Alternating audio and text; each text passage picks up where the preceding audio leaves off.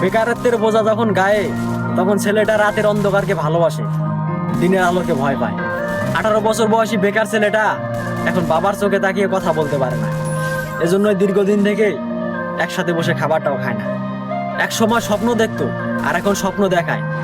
বাস্তবতার ধাক্কায় জীবন কতটা পরিবর্তন হয় একমাত্র 18 বছর বয়সী বেকার ছেলেটাই শেখায়।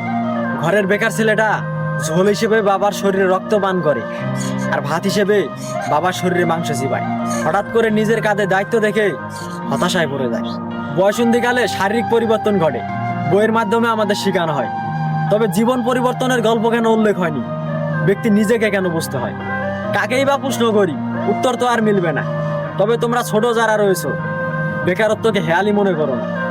একটা অবাক করা বিষয় হচ্ছে, আমরা 18 বছর বয়সী ছেলেরা দেখাই ভালো আছি, ভালো থাকি, তবে মুখ ও মুখোশের আড়ালে আমরা সবাই হতাশার ভুক্তভোগী।